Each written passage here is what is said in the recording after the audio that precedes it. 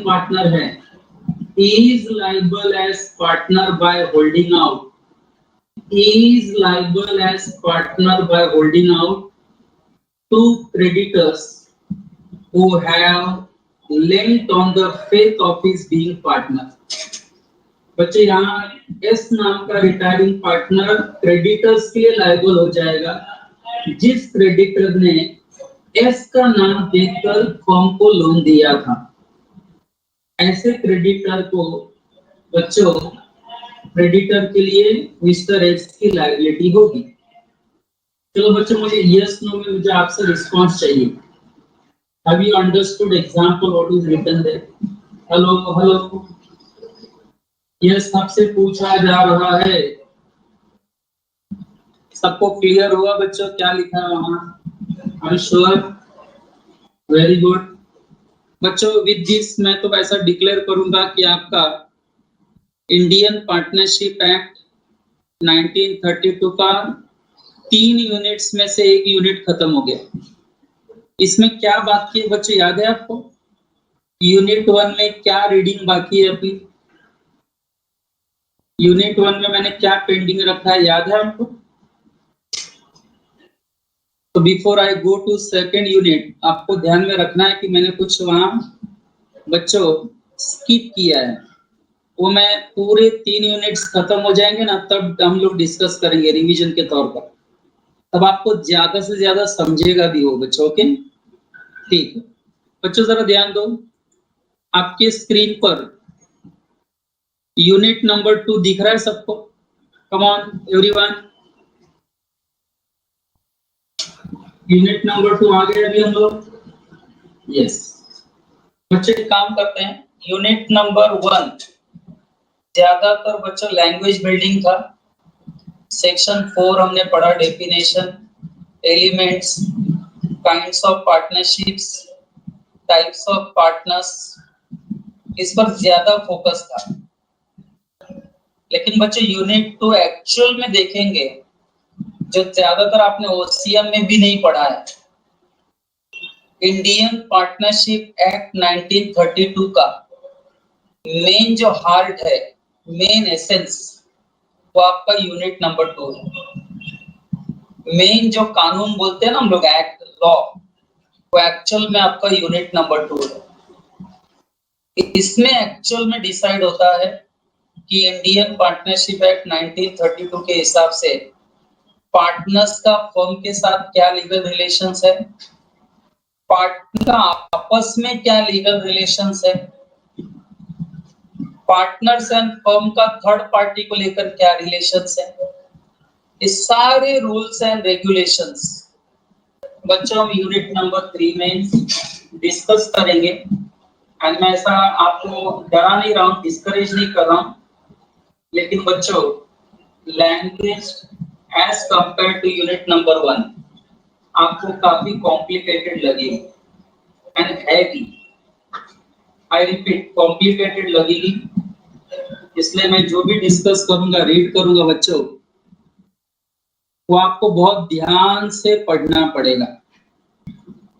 बरोबर है? अच्छा admission, retirement, expulsion, insolvency, death को लेकर क्या क्या लीगल कॉन्सिक्वेंसेस है, ये भी बच्चों इसी यूनिट में हम लोग पढ़ेंगे। इसलिए जो डायग्राम आप देख रहे हो अभी तो डायग्राम आपको समझेगा नहीं, जब आप पूरा यूनिट नंबर 2 पढ़ लेंगे ना, यूनिट नंबर 2, तब जाके आप ये डायग्राम देखेंगे ना तो आपको समझ में आएगा हाँ हमने एक एक स्टेप सब पढ़ा है। तो ये डायग्राम को मैं स्किप करते हुए आगे बढ़ रहा हूँ बच्चों। And let us start with section 9। बच्चों हेडिंग क्या लिखा है देखो यूनिट नंबर 2 में, relation of partners to one another. कुछ समझा हेडिंग? पहले बताओ hello. Relation of partners to one another. कुछ याद है मैंने कुछ लिख के बताया था, एक्स वाई जेड 3 पार्टनर्स है। अगर एक्स एजेंट है तो वाई एंड जेड उसके क्या हो गए? अगर एक्स एजेंट का रोल प्ले कर रहा हूं तो फिर वाई एंड जेड उसके प्रिंसिपल हो गए। वाई एजेंट है तो एक्स एंड जेड प्रिंसिपल हो गया, जेड एजेंट है तो एक्स एंड वाई प्रिंसिपल हो गए, याद है बच्चों। तो एक पार्टनर दूसरे पार्टनर के लिए एजेंट भी है एंड वही पार्टनर दूसरे पार्टनर के लिए प्रिंसिपल भी है। Do you agree with this line? Hello, आप एग्री करते हैं बच्चों ये स्टेटमेंट से? ओके, तो बच्चे ये तो मैं यूनिट नंबर 2 में यूनिट नंबर 1 में पढ़ा चुका हूँ। अब यूनिट नंबर 2 में एक्चुअली हमको क्या पढ़ना है बच्चों? We are going to start with general duties of partners. ये पार्टनर्स की जनरल ड्यूटीज क्या है? एज पर Indian partnership act 1932 section 9। Section 9 अगर आप पढ़ेंगे ना बच्चों तो आपको पार्टनर्स की जनरल ड्यूटीज क्या है बच्चों वो आपको पता चलेगा। Let us read, very very very simple, ज्यादा लेवल नहीं है। देखो इसमें स्पेशली सेक्शन 9 में बच्चों what are the general duty. जैसा मैं आपसे कहूं बच्चों, अभी आपकी ड्यूटी क्या है? ज्यादा से ज्यादा पढ़ना, सीए को क्लियर करना, ये आपकी अभी ड्यूटी है। बराबर है आपका, ये बच्चों फर्ज है, धर्म है, धर्म कर्म सब है। तो ऐसे ही बच्चों अगर जनरली बोला जाए तो जनरली हर पार्टनर की ड्यूटी क्या है जनरली? तो बच्चों पढ़ते हैं, partnership act contains various provisions regulating relationship between partners. And उसमें से पहला हम पढ़ने जा रहे हैं general duties of partners, section 9। बच्चों see the general duty, partners are bound to carry on business of the firm to the greatest common advantage। बच्चों हर पार्टनर की ये ड्यूटी है कि वो पार्टनरशिप फर्म के बिजनेस को कैरी करे for the greatest common advantage, not for personal advantage. Greatest common advantage मतलब क्या? सबको सोचकर माइंड में आपको चलना है। ये बिजनेस केवल आपका नहीं है, सभी का है। एंड मैं जो भी करूंगा उसमें हर एक का फायदा होना चाहिए, ये इंटेंशन के साथ आप बिजनेस करेंगे। ये ड्यूटी है आपकी कि आप पार्टनरशिप में जब हो तो आप ग्रेटेस्ट कॉमन एडवांटेज क्या है सबका, उसी में सोचेंगे। So it is duty bound to carry on business of the firm to the greatest common advantage, to be just and faithful to each other। to be just and faithful to each other मतलब बाकी partners के साथ आपको impartial रहना है। Impartial समझते हो बच्चों? इम्पार्शियल, किसी भी पार्टनर्स की पार्शियलिटी नहीं करनी है आपको। हेलो, अब बच्चों मैं आप में कोई पार्शियलिटी करता हूं क्या? सभी बच्चे मेरे लिए एक जैसे हैं कि नहीं? मेरे सारे स्टूडेंट्स मेरे लिए एक जैसे हैं कि नहीं? तो इसका मतलब I am just to you all. Just मतलब इम्पार्शियल। तो बच्चों हर पार्टनर को क्या करना है? एक दूसरे के प्रति इम्पार्शियल रहना है एंड फेथफुल रहना है, एक दूसरे के ऊपर विश्वास करके रहना है। क्योंकि बच्चों पार्टनरशिप तब तक चलती है जब तक पार्टनर्स के बीच में बच्चों विश्वास बना रहेगा, अटमोस्ट गुड फेथ जिसको हम कहते हैं। तो बच्चों ये जनरल ड्यूटीज हम पढ़ रहे हैं। हर पार्टनर को पार्टनरशिप फर्म का बिजनेस करते समय अपना पर्सनल एडवांटेज नहीं सोचना है, कॉमन एडवांटेज सोचना है। हर पार्टनर को इम्पार्शियल रहना है एंड एक दूसरे के ऊपर विश्वास करना है, बराबर है। एंड बच्चों हर पार्टनर की ये नैतिक जिम्मेदारी है, ड्यूटी है कि वो पार्टनरशिप फर्म से रिलेटेड सारी जानकारी, हिसाब किताब जो पार्टनरशिप फर्म को अफेक्ट करता हो, हर पार्टनर को एंड पार्टनर के घर वालों को प्रोवाइड करे। उनसे कुछ भी न छिपाए, कोई हिसाब किताब उनसे न छिपाए। सारी जानकारी जो सच्चाई है दूसरे पार्टनर्स को बतानी चाहिए या पार्टनर्स की डेथ हो गई है तो उनके घर वालों को ये पास ऑन करनी चाहिए। बच्चों सेक्शन 9 यही कहता है जनरल ड्यूटीज। हेलो बच्चों सुन रहे हैं सब लोग? Are you getting section 9 generally क्या बात हो रही है? हेलो हर पार्टनर को क्या करना है बच्चों समझ में आ रहा है? उनकी नैतिक जिम्मेदारी क्या है समझ में आ रही है आपको सेक्शन 9 के हिसाब से? हेलो टाइप करो यस नो। आवाज आ रहा है बच्चों? हेलो हाँ बच्चों रिस्पांस लगेगा मुझे, नहीं तो मुझे समझ में नहीं आएगा वेदर यू आर अंडरस्टैंडिंग और नॉट। ओके बच्चों अगर आपको सेक्शन 9 का 3 लाइन परफेक्टली क्लियर नहीं है तो वापस वही जानकारी बच्चों एनालिसिस में लिखिए। देखो sale to sale, sale to sale बराबर है बच्चों। एक बार रीड कर लेता हूँ, 1 मिनट जाएगा। Partners should carry business of the firm to the greatest common advantages and later they should render मतलब provide, give, they should render to any partner or his legal representative full jankari information of all the things affecting the firm. A partner must observe good faith, utmost good faith in his dealings with other partners. All the partners are bound to render accounts. Render यानी to give, to provide to each other. एक दूसरे को बच्चों हिसाब किताब एकदम clearly देना चाहिए। Okay but where some of the accounts are kept by one of them.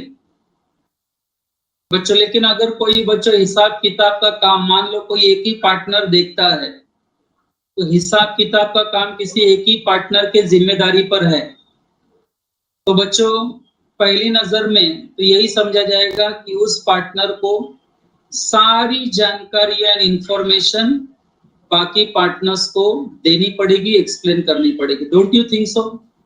बच्चों मान लो A1 के पार्टनरशिप में गिरीश को पूरा काम दिया गया है हिसाब किताब देखने का, तो आपको लगता नहीं गिरीश की ये ड्यूटी है क्योंकि गिरीश वही काम देखता है हिसाब किताब का। तो गिरीश सारी जानकारी मटेरियल फैक्ट बाकी पार्टनर्स को जो भी है एक्चुअल में बताए, सच सच बताए। हेलो डोंट यू थिंक सो? क्योंकि अकाउंट्स का काम केवल गिरीश के हाथ में है तो गिरीश की ही ड्यूटी है ना ये कि वो सारी जानकारी बाकी पार्टनर्स को डिस्क्लोज करे, बराबर है, प्रॉपर एक्सप्लेनेशन दे, हिसाब किताब का पूरी जानकारी दे। नीचे एग्जांपल लिखा है देखो बच्चों, in a transaction between partners for sale and purchase of shares in the business, in a transaction between partners for the sale and purchase of shares in the business, if one of them is better acquainted with the accounts than the other, it is duty to disclose all material fact. बच्चों ऐसे business में जहां पे purchase and cell shares का किया जाता है, अगर इसके ऐसे बिजनेस का हिसाब किताब केवल एक ही पार्टनर को अच्छे से समझ में आता है, वो करता है, तो ऐसे पार्टनर को सारी जानकारी दूसरे पार्टनर्स को डिस्क्लोज करनी चाहिए। बच्चों मैंने सेक्शन 9 कंप्लीट किया। Shall I repeat it again और यू हैव अंडरस्टूड? टाइप करो। If you have understood yes type करो। Have you understood? कोई नो टाइप करेगा तो आगे मैं विल एक्सप्लेन दिस। पर मत पढ़ो मत सुनो, अगर सुन ही रहे हो, इतना वक्त मुझे आप दे रहे हो आप लोग आपके लाइफ का, तो मान लो बच्चे ये कंप्लीट करना ही है किसी भी हालत में, आपकी आना है। फालतू का टाइम हम वेस्ट नहीं करेंगे यहाँ पर। We can't afford to lose our time ना। तो बच्चे एक एग्जांपल में भी लिखा है देखो कि अगर किसी एक पार्टनर को सारी जानकारी हिसाब किताब की है तो ऐसे पार्टनर ने वो सारी जानकारी पार्टनर डिस्क्लोज मतलब बच्चा I have completed section 9. Let us come to section 10. बच्चों मुझे ये बताओ अगर किसी पार्टनर के फ्रॉड की वजह से, किसी पार्टनर के फ्रॉड की वजह से अगर फर्म को नुकसान होता है, अगर किसी एक पार्टनर की फ्रॉड करने की वजह से पूरे फर्म को नुकसान होता है, तो आपको लगता नहीं फर्म को जो नुकसान हुआ है उसको इंडेमनिफाई करना उस पार्टनर की ड्यूटी है जिसके वजह से ये फर्म को नुकसान हुआ है। आपको लगता नहीं उस पार्टनर को ये लॉस की भरपाई करके देनी पड़ेगी फर्म को जिसकी पढ़ाई के फ्रॉडुलेंट लिए मेहनत तो सब करते हैं, लेकिन स्मार्ट स्टडी कौन करता है? प्री एग्जाम ऐप के साथ बनाइए अपनी तैयारी super smart. Pre exam app देता है वाइड रेंज के एग्जाम्स की तैयारी, जैसे JEE, NEET, CAT, CA foundation, CSEET, banking, railway, SSC, MBA entrance, SYJC, com, TYB com और भी बहुत कुछ। Chapter wise tests and mock tests, detailed performance analysis, और अब तैयारी होगी एकदम परफेक्ट। कहीं भी कभी भी पढ़ाई करें। और एक विशाल क्वेश्चन बैंक आपकी तैयारी को बनाए आसान। इंस्टेंट इवैल्यूएशन से तुरंत जानिए अपनी परफॉर्मेंस और पाएं पर्सनलाइज्ड फीडबैक। तो अब देरी किस बात की? प्री एग्जाम ऐप डाउनलोड करें और अपने नाम से रजिस्टर्ड करें और एक विशाल क्वेश्चन बैंक बिल्कुल फ्री और अपनी सफलता की कहानी लिखें। लिंक डिस्क्रिप्शन में है। प्री एग्जाम ऐप स्मार्ट तैयारी का जिसकी साथी। फ्रॉडुलेंट एक्टिविटी की वजह से फर्म को नुकसान हुआ है। हेलो, तो आपको लगता नहीं ये पार्टनर की ड्यूटी हो जाएगी कि वो फर्म को इंडेमनिफाई करे, फर्म की वजह से फर्म को जितना लॉस हुआ है उसके वजह से उस लॉस की भरपाई करे उसके फ्रॉडुलेंट एक्टिविटी की वजह से।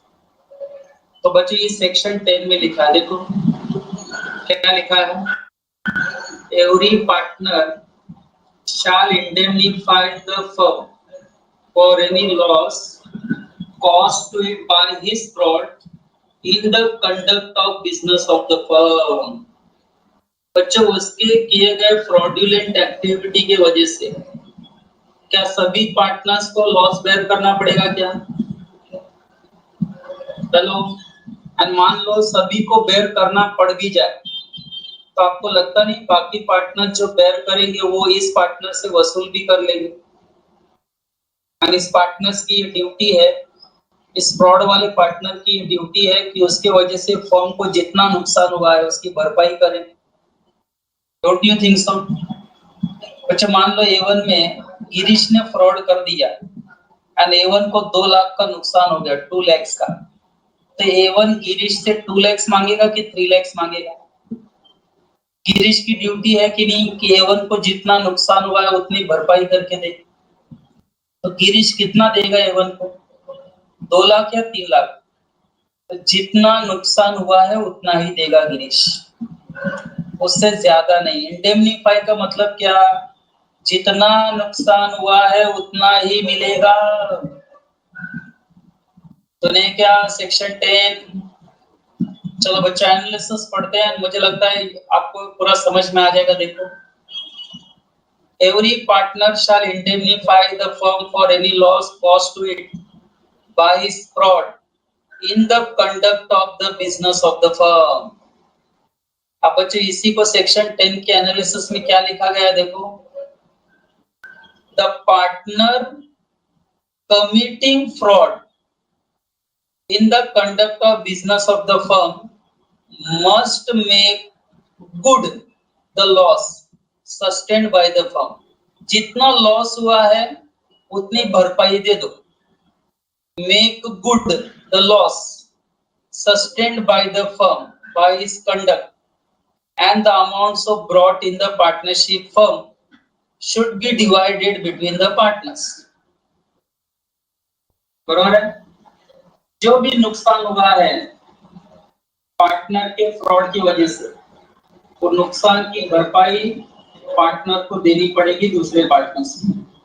Next, an act of the partner imputable to the firm or the principle of agency which is a fraud on his co-partners entitles co-partners as between themselves to throw the whole of consequence upon him बच्चे line का क्या मतलब है कि अगर A1 में गिरीश ने fraud किया तो लॉ ऑफ एजेंसी क्या कहता है? An act done by partner binds other partners. Mutual agency का प्रिंसिपल यही कहता है कि नहीं?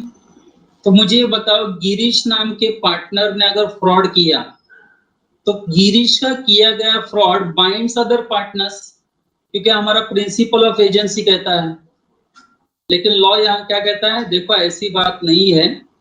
अगर स्पेशली फ्रॉड का केस होता है तो बाकी सारे पार्टनर्स पूरा ब्लेम गिरीश के ऊपर डाल सकते हैं। गिरीश के किए गए फ्रॉड के लिए राहुल सर, दोषी सर, डिसा सर जिम्मेदार नहीं होंगे। ये तीनों पार्टनर्स पूरा जो ब्लेम है वो गिरीश के ऊपर डाल सकते हैं, फेंक सकते हैं, ये बोलते हुए कि गिरीश ने फ्रॉड किया है, इससे हमारा कोई संबंध नहीं। बराबर है? प्रिंसिपल ऑफ एजेंसी यहाँ अप्लाई नहीं होगी। नहीं तो बच्चों, मैं नहीं सिखाया आपको प्रिंसिपल ऑफ एजेंसी में कि पार्टनर के किए गए एक्ट के लिए बाकी पार्टनर जिम्मेदार होंगे, लेकिन फ्रॉड के केस को छोड़कर चलो बच्चों टाइप करो। किसी पार्टनर ने अगर फ्रॉड किया तो क्या principle of mutual agency apply होगा?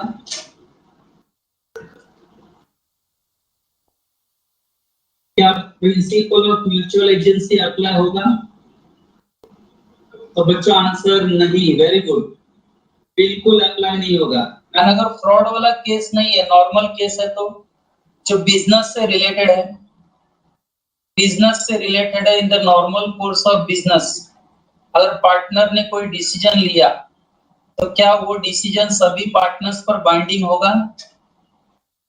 एप्लीकेबल होगा। वेरी गुड बच्चों, वेरी गुड। आपका रिस्पांस बता रहा है कि समझ में आ रहा है। यस, एब्सोल्युटली, वेरी गुड, सही। तो बच्चों, shall I assume section 9 and 10 is clear now? Shall I assume कि मैं आराम से जो सेक्शन 9 10 अभी एक्सप्लेन किया, रीड करके भी एक्सप्लेन किया। बच्चा, have you understood? Yes no में आंसर देते चलिए।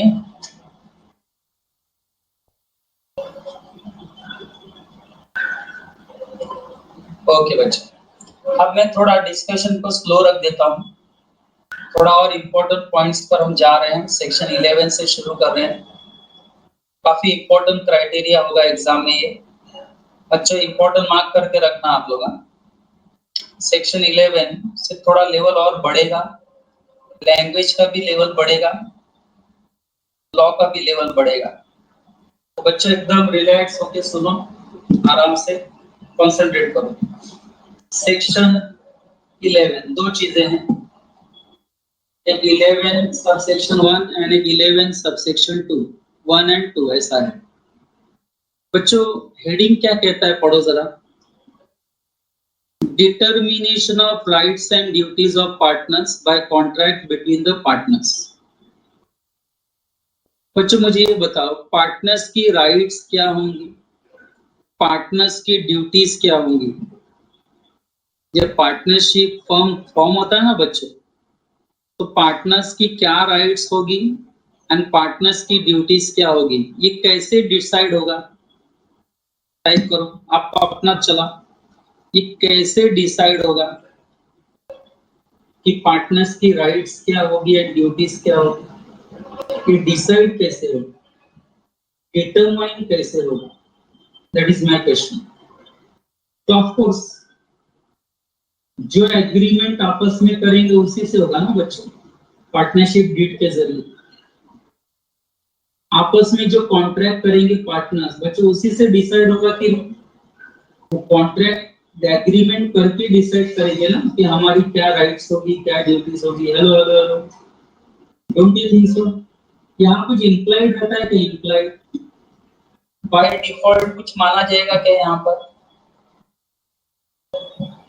तो बच्चों बाय डिफॉल्ट बहुत कम रहता है, जनरली बहुत कम रहता है। जनरली हमने सेक्शन 9 पढ़ लिया ना, what are the general duties, वो नहीं भी लिखे तो भी वही समझना है। Don't you think so? चलो जनरली जब हम वर्ड यूज करते हैं इसका मतलब क्या, पार्टनर्स की ड्यूटी है कि वो अटमोस्ट गुड फेथ से काम करे, इम्पार्शियल काम करे। बच्चों ये नहीं भी लिखा तो भी चलेगा ना, ये तो जनरली सबको मालूम है कि ऐसा होना ही चाहिए। लेकिन बच्चों आगे जो राइट्स एंड ड्यूटीज अब हम सेक्शन 11 से पढ़ेंगे या उसके बाद जो पढ़ेंगे बच्चों, ये डिटरमाइन होता है पार्टनर्स के बीच में through contract, through agreement. Agreement से डिसाइड होगा कि क्या राइट्स एंड क्या ड्यूटीज होगी पार्टनर्स की। सेक्शन 11 से स्टार्ट कर रहे हैं बच्चों, देखो पढ़ते हैं क्या लिखा है। Subject to the provision of this act यानी unless otherwise agreed, the mutual rights, आपस में राइट्स क्या है एक दूसरे के। बच्चों म्यूचुअल मतलब आपस में। The mutual rights and duties of partners of the firm may be determined by the contract between the partners. बच्चों डिसाइड होगा कॉन्ट्रैक्ट से between the partners and such contract में बी एक्सप्रेस। एंड बच्चों ये contract express contract भी हो सकता है एंड कुछ हद तक इम्प्लाइड भी हो सकता है, लेकिन इम्प्लाइड तभी होगा only by the course of dealings. Only course of dealing से डिसाइड होगा बच्चों की rights and duties of partners क्या होंगे। अदरवाइज पार्टनर्स के बीच की म्यूचुअल राइट्स एंड ड्यूटीज क्या होंगी बच्चों, ये एक्सप्रेस कॉन्ट्रैक्ट के जरिए ही डिसाइड होगा, आइदर ओरली और रिटन। एंड इम्प्लाइड जब होगा तो ये इम्प्लाइड सिर्फ कोर्स ऑफ डीलिंग से ही होगा। कोर्स ऑफ डीलिंग समझते हो बच्चों, पहले भी डिस्कस किया हुआ है। जब भी बच्चों आप कोई एक्टिविटी रेगुलरली करने लगते हो तो बच्चों वो एक परंपरा बन जाती है, रीति रिवाज बन जाती है। तो कभी कभी बच्चों पार्टनर की वजह से, कोर्स ऑफ डीलिंग्स की वजह से कभी कभी कुछ पार्टनर्स की राइट्स एंड ड्यूटीज अपने आप डिटरमाइन हो जाती है। ज्यादातर हम एग्रीमेंट से डिटरमाइन करते हैं और कुछ राइट्स एंड ड्यूटीज अपने आप डिटरमाइन हो जाती है by the course of dealing. And जब राइट्स एंड ड्यूटीज अपने आप डिटरमाइन हो जाती हैं बच्चों, टाइप करो, अपने आप डिटरमाइन हो जाती हैं कोर्स ऑफ डीलिंग से, अपने आप डिटरमाइन हो जाती हैं कोर्स ऑफ डीलिंग से, तो उसे आप क्या कहेंगे, एक्सप्रेस या इम्प्लाइड? इम्प्लाइड हो जाएंगे बच्चों। अब बच्चों मैंने सेक्शन 11 का सब सेक्शन 1 पढ़ा दिया। सब सेक्शन 2 क्या लिखा है बच्चों, agreement in restraint of trade. Don't you think सो ये लाइन हमने पढ़ा है इंडियन कॉन्ट्रैक्ट एक्ट में?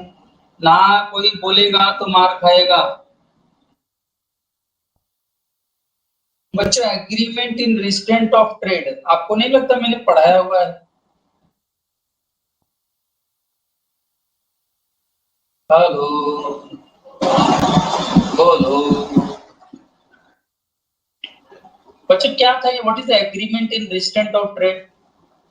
अभी आप नोट्स मत पढ़ो, पहले मुझे बताओ। मैंने आपको सेक्शन 27 में इंडियन कॉन्ट्रैक्ट एक्ट में पढ़ाया था agreement in restraint of trade.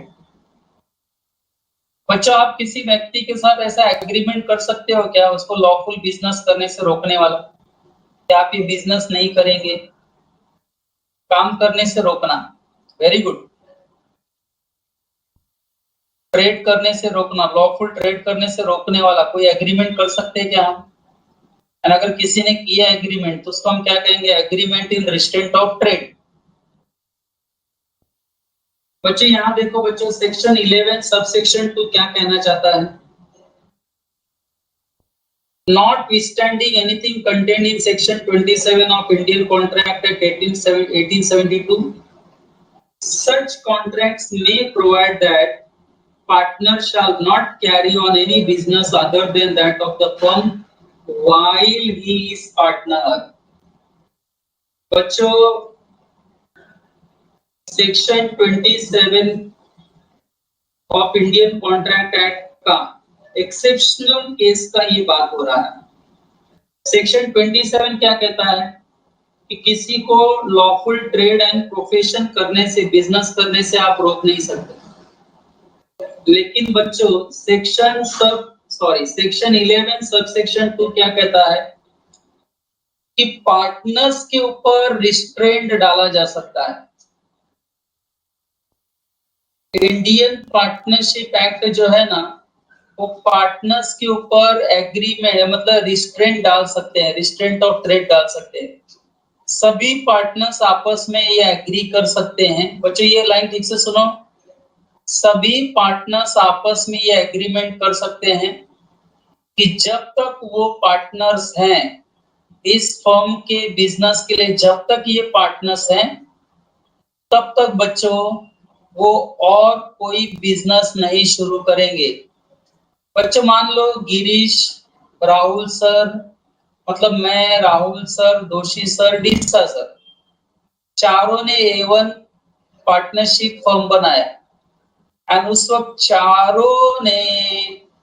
चारों ने आपस में एग्री किया कि जब तक A1 का बिजनेस चलेगा हम और कोई नया बिजनेस शुरू नहीं करेंगे इंडिविजुअली। गिरीश, राहुल, दोषी सर, दिशा सर ये आगे और कोई बिजनेस शुरू नहीं करेंगे।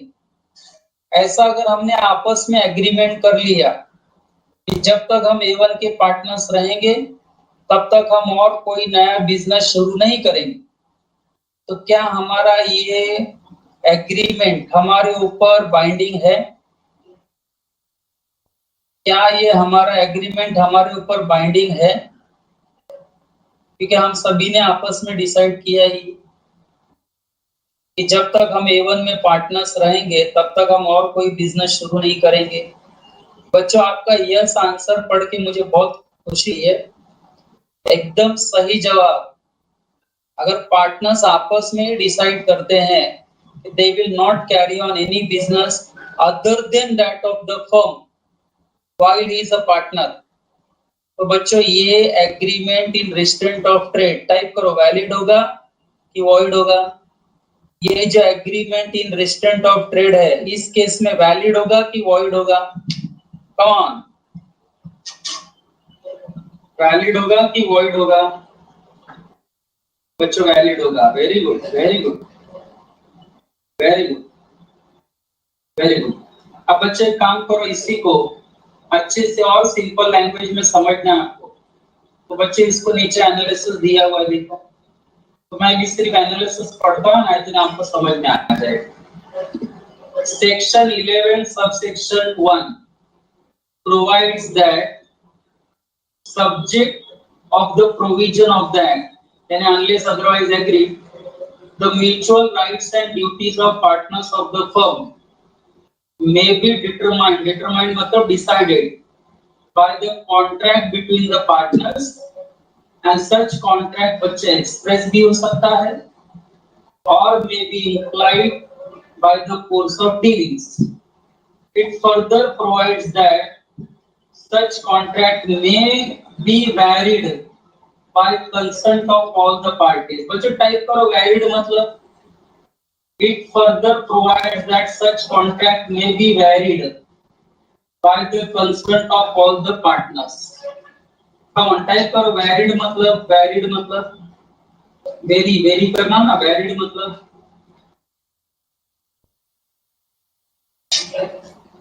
such contract may be varied by the consent of all the partners. Varied मतलब part enforceable नहीं।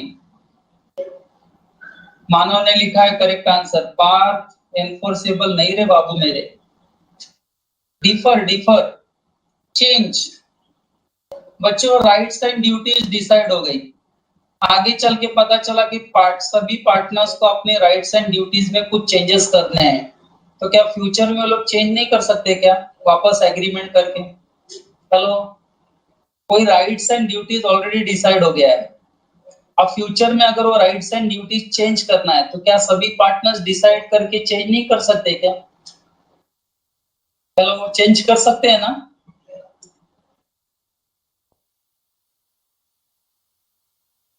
यस एब्सोल्युटली चेंज कर सकते हैं बच्चों, वही लिखा है देखो बच्चे, समझने की कोशिश करो सब लोग। It further provides that such contract may be varied by the consent of all the partners.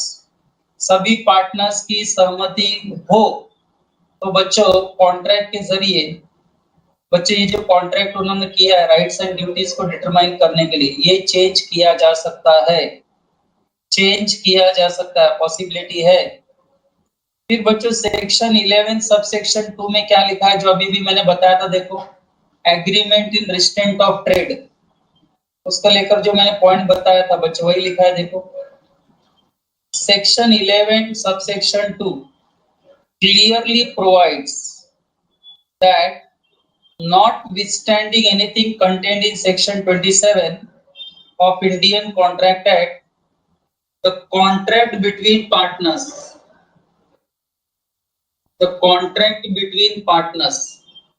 may provide that बच्चों आपस में किया गया कॉन्ट्रैक्ट क्या प्रोवाइड कर सकता है?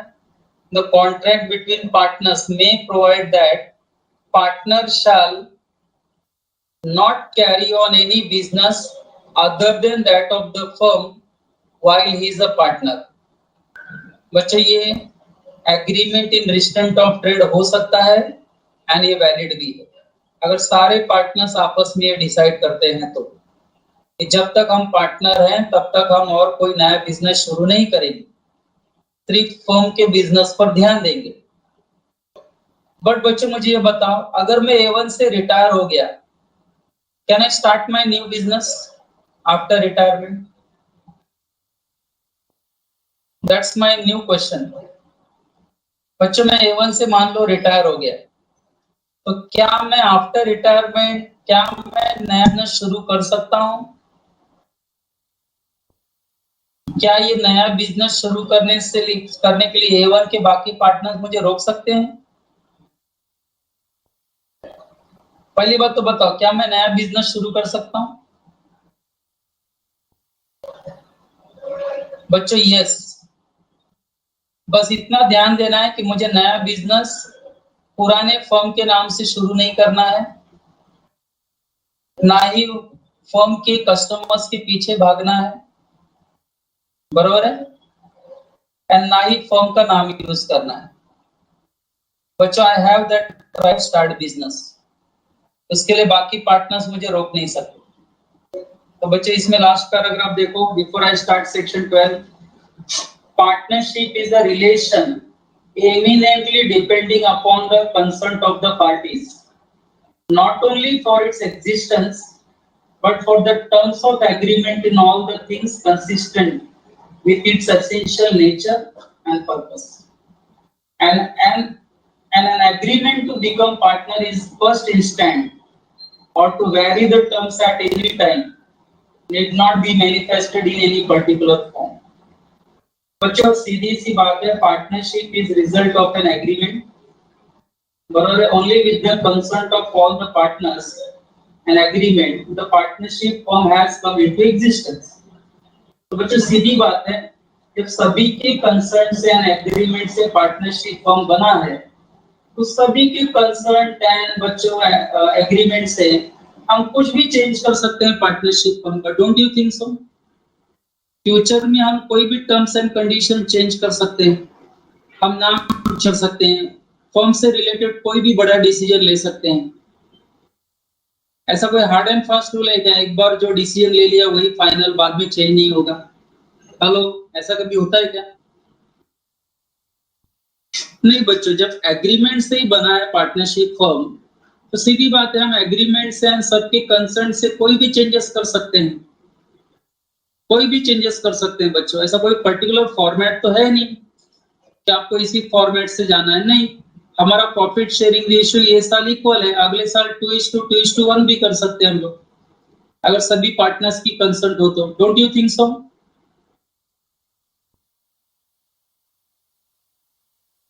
सही है कि नहीं बच्चों? ओके, तो बच्चों लास्ट पैराग्राफ में एकदम सिंपल सा मीनिंग समझना है आपको कि अगर partnership is result of an agreement, सभी पार्टीज के कंसर्न से अगर बना है तो सभी पार्टीज के कंसर्न से बच्चों आने वाला हम कोई भी बिजनेस का नेचर, पर्पस एग्रीमेंट से चेंज कर सकते हैं, बराबर है। सभी पार्टनर्स की कंसर्न होगी तो बच्चों हम पार्टनरशिप को बंद भी कर सकते हैं। उसमें कौन सी बड़ी बात। तो बच्चों लास्ट पैराग्राफ वैसा उतना ज्यादा खास नहीं था, बट आइडिया देना जरूरी था। बच्चे एक काम करता हूं, मैं सेक्शन 12 245 के लेक्चर से शुरू करता हूँ। ठीक है बच्चों, आज तीसरा लेक्चर भी है ना 245 को। हेलो,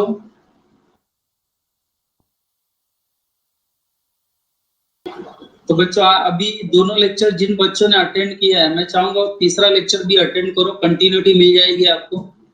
स्पेशली यूनिट नंबर 2 जो टफ है, उसकी अच्छी कंटिन्यूटी मिल जाएगी आपको। तो 245 के लेक्चर को आप एब्सेंट मत रहो। आज अभी जितने लोग प्रेजेंट थे सब मुझे 245 के लेक्चर को भी चाहिए।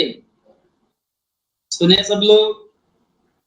ओके बच्चों, सो मैं सेक्शन 12 बच्चों नेक्स्ट लेक्चर में शुरू कर दूंगा। Is that clear? चलो, तो मैं स्टॉप करता हूं यहाँ पे।